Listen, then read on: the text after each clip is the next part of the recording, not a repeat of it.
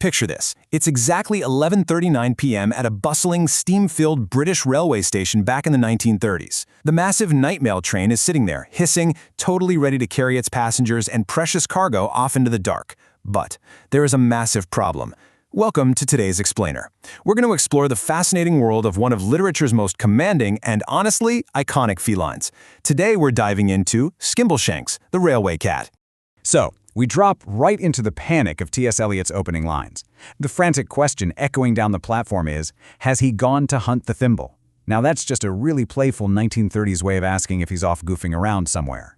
The guards, the porters, even the station master's daughters are running around searching high and low. And why? Well, because the night mail train absolutely cannot, under any circumstances, start without its most crucial crew member. The whole system is completely paralyzed without him.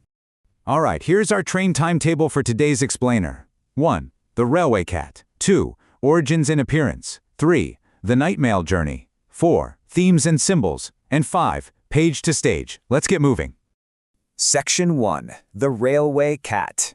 So, who exactly is Skimbleshanks? To really understand this super authoritative cat, we gotta go back to 1939, to T.S. Eliot's whimsical poetry collection, Old Possum's Book of Practical Cats.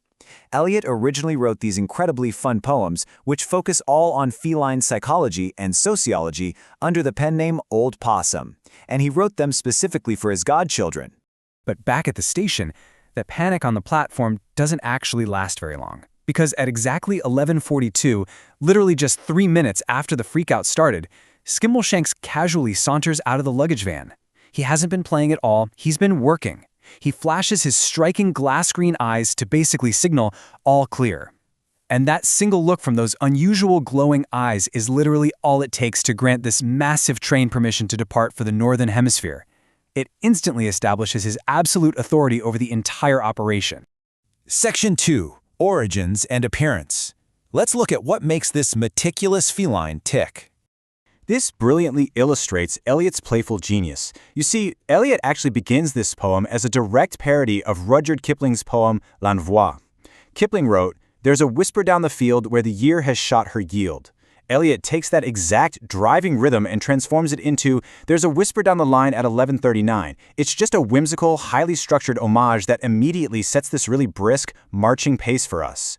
Now check out his signature style. Skimbleshanks is definitely not your average stray. He's a bright orange tabby cat dressed straight up for middle management. He wears a stiff collar, a brown waistcoat, and a pocket watch chain, which is pretty much the ultimate symbol of a schedule-obsessed supervisor, right? He's described as this meticulous control freak who absolutely despises, quote, hilarity and riot. Like, if you are being loud on this train, those glass-green eyes are going to stare you down. But beneath that super strict exterior, he actually has a really tender side, especially when it comes to interacting with kittens and making sure his passengers are totally cared for. Section 3. The Night Mail Journey. All aboard! So Skimbleshanks doesn't just hitch a ride on the train, he works the route. If we map out his journey, he operates primarily along the famous British West Coast Main Line. Departing London Euston late at night, he patrols while you sleep. At Crewe, he's busy, greeting the station master with elation. At Carlisle, checking in with the police at Dumfries. And finally, he helps passengers disembark in the morning at Gallowgate. He is working tirelessly up and down the station, while the passengers are just completely oblivious in their sleep. And while they sleep, man, they are sleeping in luxury, all directly overseen by our feline manager. Your name is written right on the door of your private den. Your berth has a neat, newly folded sheet without a single speck of dust on the floor.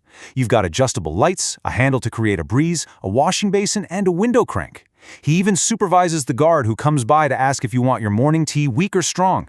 And the absolute best part, because Skimbleshanks is on board, you can pull up your blanket knowing for a fact you won't be bothered by a single mouse. To make us truly feel this journey, Eliot uses some really clever literary tools, specifically internal rhyme. Now, this is just when words rhyme within the same line, rather than just waiting for the end of the line. Eliot uses this trick, along with an alternating meter, to create this highly musical, driving rhythm throughout the whole poem. Let's actually hear how this builds in practice. He paces and examines all the faces. He establishes control by a regular patrol. Do you hear that bounce? The internal rhymes of paces and faces and control and patrol combined with that iambic and anapestic meter, that da-dum beat. It perfectly mimics the rhythmic, chugging sound of a real railway engine moving down the tracks. You aren't just reading about a train here. Eliot is literally making you hear it. Section 4. Themes and Symbols. Let's unpack the deeper meaning here. The foundational tool Eliot relies on here is personification, giving human qualities to animals. But he doesn't just make the cat talk, right? He gives the cat extreme supervisory duties. Skimbleshanks is quite literally in charge of the human driver, the guards, and even the bagman playing cards. By elevating a cat to a position of human authority, Eliot kind of forces us to look at leadership and responsibility from a totally fresh, whimsical perspective. So, what do these elements actually represent in the context of the 1930s? Well, the night mail train itself is a massive symbol of early 20th century modernity, technological progress, and civilization. I mean, it was the absolute cutting edge of speed back then. But that massive, complex machine simply cannot function without Skimbleshanks, who represents absolute order, duty, and responsibility. Eliot is basically telling us that technological progress means absolutely nothing without the strict discipline required to maintain it. But on a much more human level, this poem serves as a micro-narrative honoring the invisible railway workers. While the wealthy passengers are sleeping in their pristine berths, the guards, the porters, the station masters, they're all awake, keeping the system running. Skimbleshanks is really a tribute to these unsung heroes of the working class. They are the true, invisible backbone of society. And Eliot elevates them by showing that every single job, no matter how far behind the scenes it is utterly essential. Now, Eliot also knows exactly when to inject a bit of humor just to keep us grounded. Because even this tireless, super strict supervisor has to take a break in the watches of the night. And what does a highly professional 1930s railway cat do on his break? Well, he has a cup of tea, perhaps a tiny drop of scotch, and he stops to catch a flea. It's such a brilliant, very feline reminder that despite his very human-like management skills, he is still, at the end of the day, adorably. Section 5. Page to Stage. From Poem to Global Phenomenon. Let's see how this translates into a massive theatrical spectacle. When Andrew Lloyd Webber adapted Eliot's poems into the mega blockbuster musical Cats in 1981, Skimbleshanks became a total show-stopping role. To play this energetic, older cat, an actor needs some serious vocal chops. We're talking a high baritone or tenor and rigorous classical ballet training. From Ken Wells in the original West End cast to Reed Jones on Broadway, right up to Stephen McRae in the 2019 film adaptation, it takes elite athleticism to bring this control freak tabby to life on stage. But honestly, his influence actually escaped the theater and entered real life in the most perfect way imaginable. Starting in 2019, the Rinkaya line in Tokyo, Japan actually began using the Skimbleshanks theme song from the musical as a real-life train departure melody at Oimachi Station. I mean, how cool is that? Art imitates life, and now a song about a fictional railway cat is literally dispatching real passenger trains in Japan.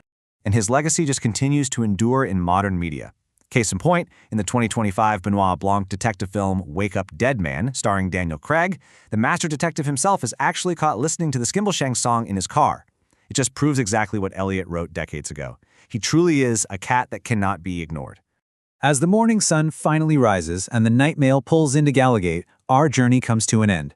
The passengers disembark, perfectly rested, and what does our meticulous manager do? He gives you a wave of his long brown tail, which says, "I'll see you again." It's this really friendly, steadying promise.